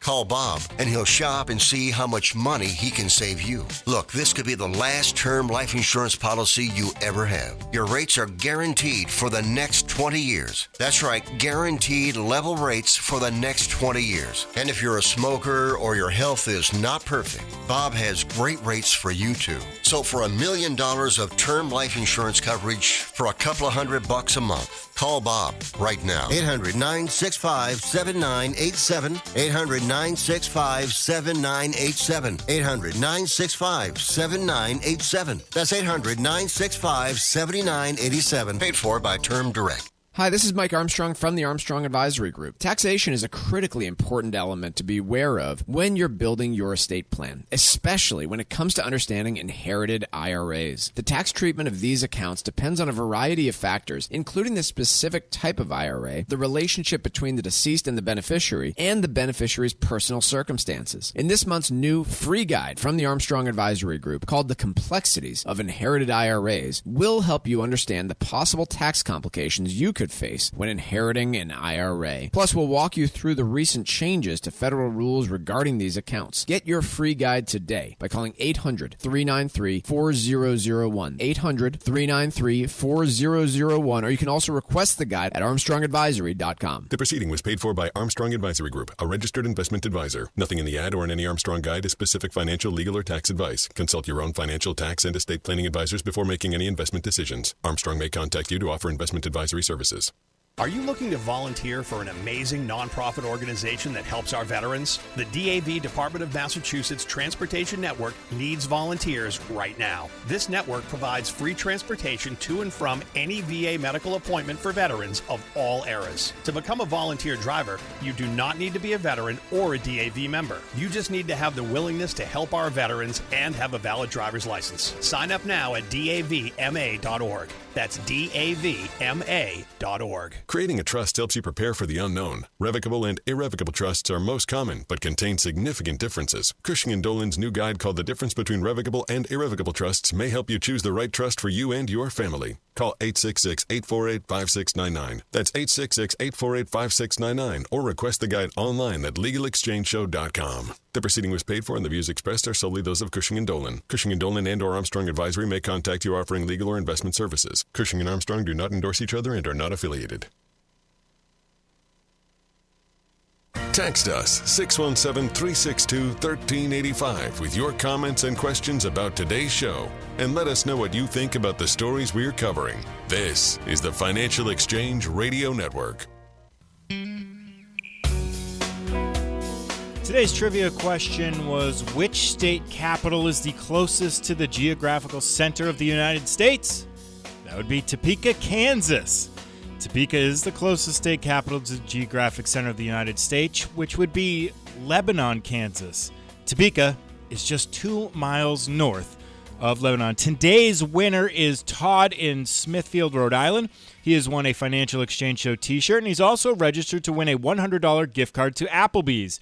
We'll be giving away the gift card on Friday's show. Trivia is brought to you by Applebee's. Enjoy half-price late-night appetizers after 9 p.m.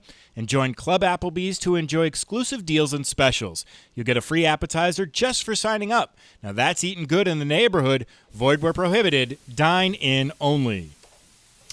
Paul, there's an interesting piece in the Journal today about... Well, the title, I think, is a little misleading for those that work in the financial services industry, but the idea of using real estate to fund your retirement, they title it, when your real estate is your 401k, and that to me is a little bit confusing because you actually can put real estate into a retirement account, and that's not what they're talking about here. But they interview 4 retirees who, in different ways are using real estate to really fund their retirement expenses. And I'm interested in your take, right? I think we both have known people who build their wealth in real estate as opposed to through their 401k working for an employer. And I'm sure, as with your experience, it's been to mixed success. But the people that they interview, it's been largely success stories and folks that feel that they have a lot more control over their financial lives.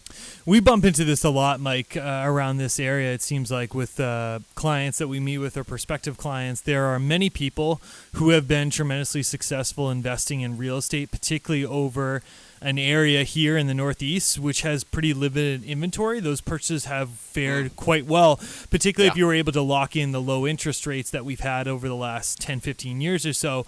And I thought it was a really well-done analysis to sort of present both sides to, well, they didn't touch upon the investment side as much, but they did touch upon this real estate piece that we do see quite frequently. Here's what I would say to people out there. There's no question, I am not going to dispute that you can't be very successful investing in real estate. We see it all the time. However, the major consideration we always tell our clients or prospective clients, to those who aren't familiar with investing in real estate, is that there's a lot of sweat equity that goes into those returns. And oftentimes I do feel as if sometimes real estate investors minimize the amount of money they sink into projects and don't calculate that into their total net operating income that they derive from the property, whether that's renovations or just ongoing maintenance. I'm not saying that people don't do it successfully. They absolutely do.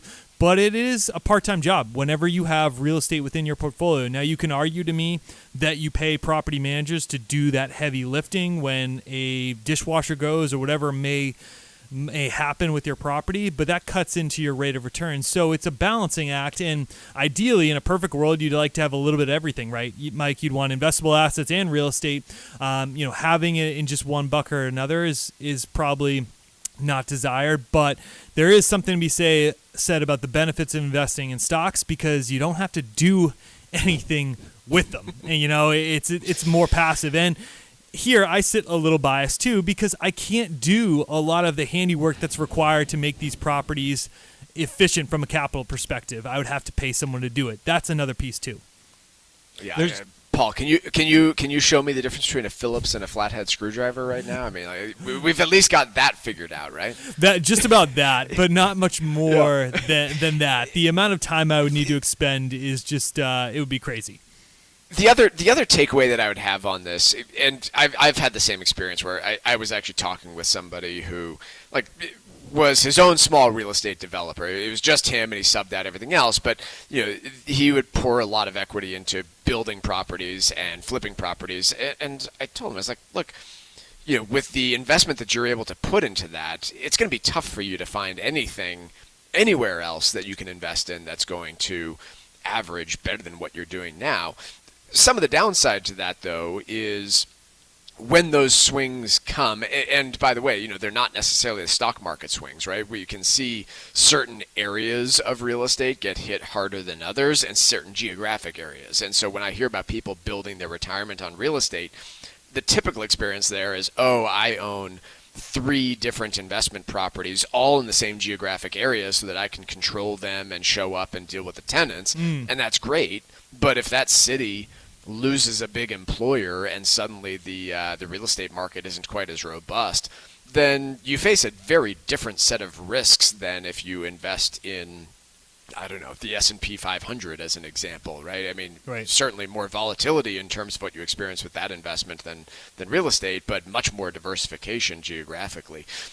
And so it is this trade-off, but yeah, I mean, I think it's interesting. There are tax benefits, obviously, when it comes to investing in real estate, and clearly it can be or it has been at least, a very successful strategy, and we'll see what the next 20, 30 years look like. There's no better place to vacation than the United States Virgin Islands. St. Croix, St. Thomas, and St. John have everything you need to enjoy a spectacular romantic getaway or a week-long family vacation. From the moment you arrive, you'll fall naturally in rhythm with the heartbeat of the islands. The weather is perfect all year round, so book now and experience the most beautiful beaches anywhere in the Caribbean. World cuisine, iconic history, a wide variety of water sports, and an energetic nightlife. There's no money to exchange, no passport required, and travel from New England could not be easier. Make your plans now by going to visitusvi.com. Learn about all 3 islands and plan the ideal vacation for you and your family. America's Caribbean paradise is waiting for you, so head to visitusvi.com for more information and to reserve your trip today. That's visitusvi.com. Paul, do you remember a few years ago, I think it was fairly recently, athletes started rolling out this option to IPO themselves. You could effectively buy stock in your favorite athlete, and I think it was basically you were then tied or received some portion of their future earnings by doing this. Is that still, to your knowledge, is that still a thing? Or Ben, you can chime in here. I remember this being this big thing where, new athletes would be IPOing effectively off shares of their future earnings. And I feel like I haven't heard anything about it since. I haven't heard anything of it since. I absolutely know what you're speaking of from a story perspective, but I don't feel like it certainly didn't take off to the level that we would have assumed at the time, Mike. It just I wonder, it might have just run into regulatory problems too. Can you actually sell a part of your future earnings and not have a bunch of conflicts about disclosure? It just seems like operationally it would be so difficult to be able to administer that. You'd be talking about a private placement of sorts, and it just seems like it would be really hard to. At what point do you cap off the offering? Who do you offer to? Sure. It seems like there would be a lot that goes into that. So we'll do a little digging. In any case, Barron's has a piece today, Investing in Sports has arrived, and the state of play that is out there. The fact of the matter is that for the last few years, private equity and different investment stakes have been building up ownership in different pro sports franchises, and across the pond in Europe, there's actually a fair bit of concern about it. In England, they're sounding the alarm. Quote, the Americans are coming.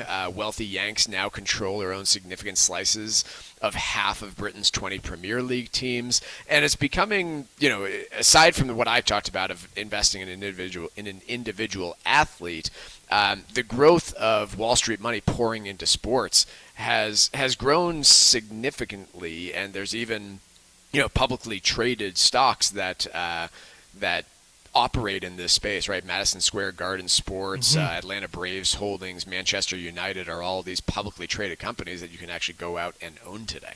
It's something that's become really prevalent. It was heavily covered with the LIV Tour and the PGA Tour. That's an example of foreign investment, not directly private equity, but this idea that capital is being poured in from all over the globe into sports. And what you've seen from the franchise values is that if you're looking at something like the NBA or the NFL, there's a fixed amount of franchises, so very limited supply, very difficult to get access to investing in them.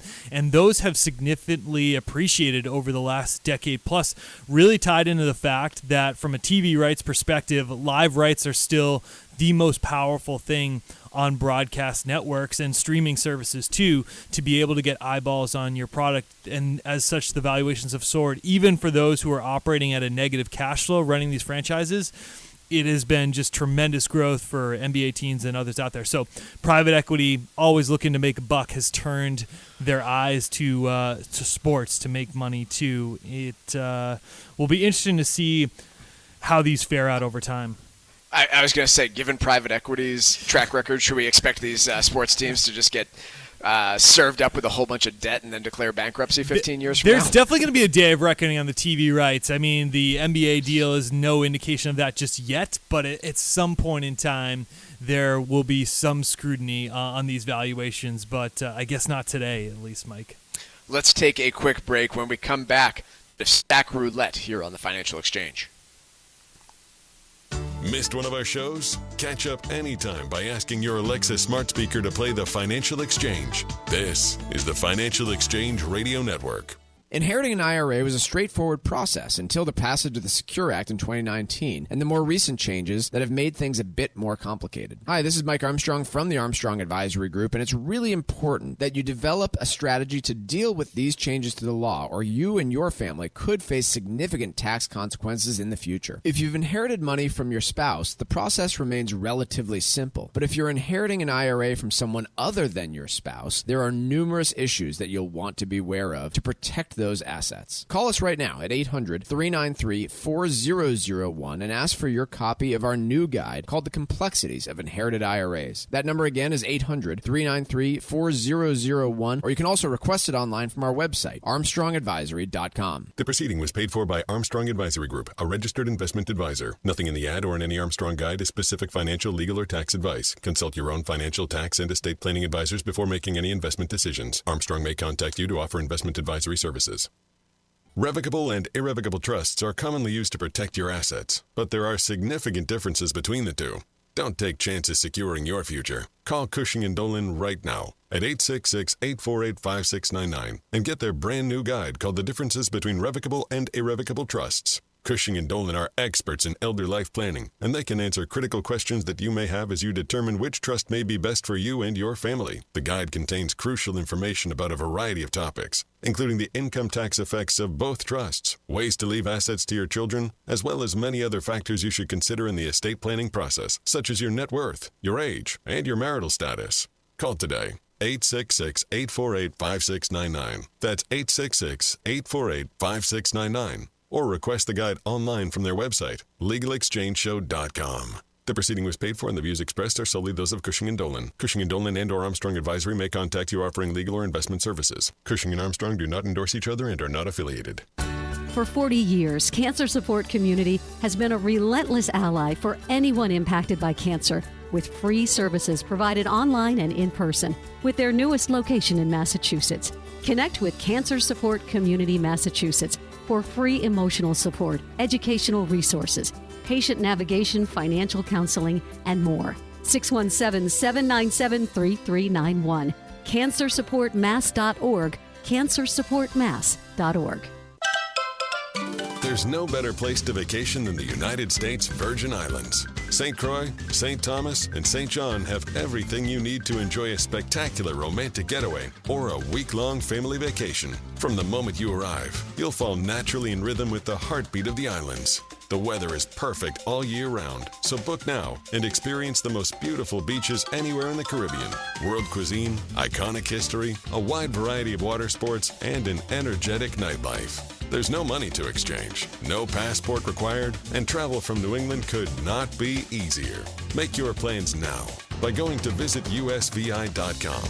Learn about all 3 islands and plan the ideal vacation for you and your family. America's Caribbean paradise is waiting for you. So head to visitusvi.com for more information and to reserve your trip today.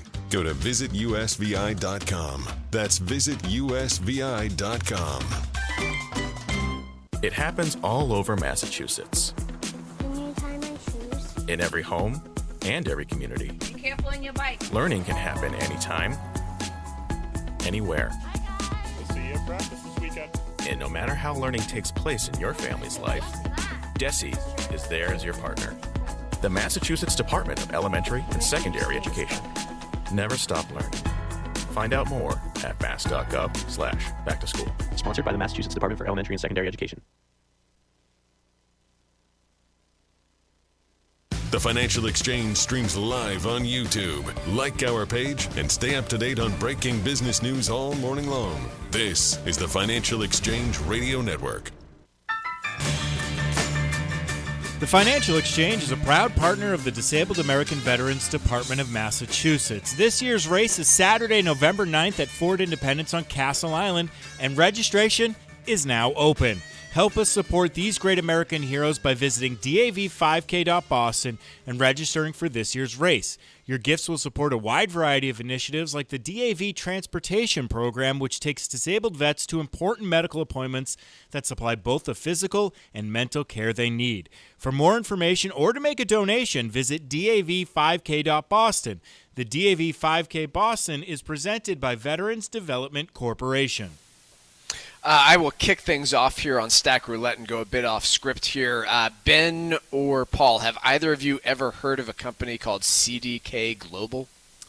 No, other than Bloomberg. It just came across the ticker, but no. Literally just came on the TV. Yeah. There you have it. Well, I read all your minds because CDK Global is a software provider to a number of auto dealerships all around the country, and they have been the victim of a pretty massive cyber attack starting last Wednesday that has brought auto dealerships to a grinding halt across the nation, effectively locking them out of their own systems to track inventory, sales, and all sorts of pricing information.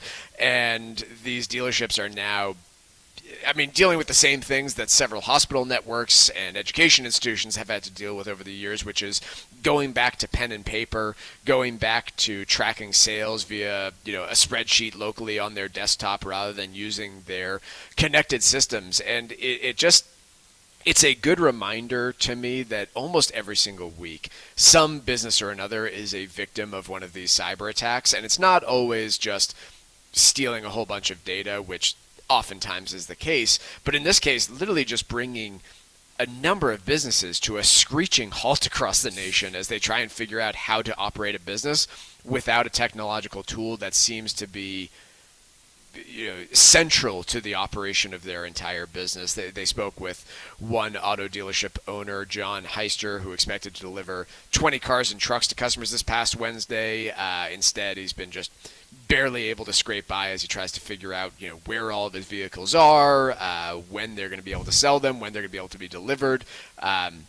Seems like a bit of a massive mess here, and AutoNation is one of the large companies that's also been impacted by this CDK outage. It's amazing how prevalent technology is in vehicles now. You mentioned some of the software issues there, but we've covered on the show, auto insurance prices have skyrocketed 20% year over year, and a lot of that is tied to the fact that technology and the chips utilized, and we all are familiar with that story from COVID times, utilized in new car manufacturing has made it just so critical, the technology that they have in place. And as a result, when they get dinged up, it's really a lot more expensive to fix them than it was previously without the amount of chips that are in a car today. And I was thinking this morning, Mike, other than my rear view backup cam, which I do definitely appreciate, which is something that is, an example of technology being embedded in the car that's impactful. I guess the lane changing is helpful too, but a lot of these I don't feel I get tremendous benefit from the technology advancements in a car. Yeah, I have to agree with you. I have driven a Tesla before, and I think there's something to be said about their lane keeping and full self-driving quote unquote features. But the trade-off there for, if you're in an area with no cell phone reception, or if the computer just crashes for a period of time, right, where the vehicle becomes almost unusable at that stage, is a pretty significant trade-off compared to just the old-fashioned, suction cup that holds your phone sitting on the dashboard of 5-10 years ago. Right. I've got Mike for Stack Roulette. Just a little bit of follow-up here on the IPO with athletes. There is a instance where there is a professional football player by the name of Barron Browning who is offering 100,000 shares of his quote-unquote IPO through a company called Vestibule, which is going to be entitled to 1% of his on-field income, and he's offering these 100,000 shares at $10 a piece, and shareholders will get monthly dividend distributions. The concern I would have there is the liquidity, right, around the 100,000 shares. That certainly would be challenging if you were looking to offload the shares, and he is eligible for free agency basically at the conclusion of this season. So the hope is when you invest in him, he's making $3 million this year, but he has a phenomenal year from a performance perspective, and then gets a huge contract after the fact, and you are able to cash in on that. But not something that I would get.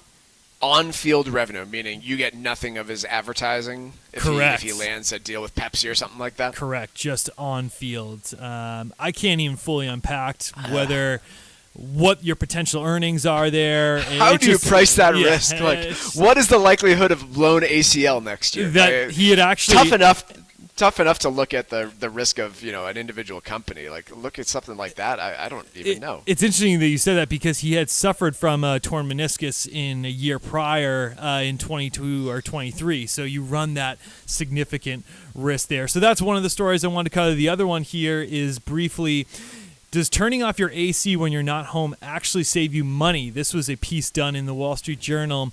And really the biggest takeaway from this is, the short answer is it's actually detrimental to just boot on and off your AC system. You're better off keeping it within a temperature range rather than just continuing to turn off and turn on your system if you're looking for savings on the electricity side of things. So I found that interesting because we do utilize that practice in the Lane household where we just mess with the temperature gauges and not so much just turning it off completely when we leave the house.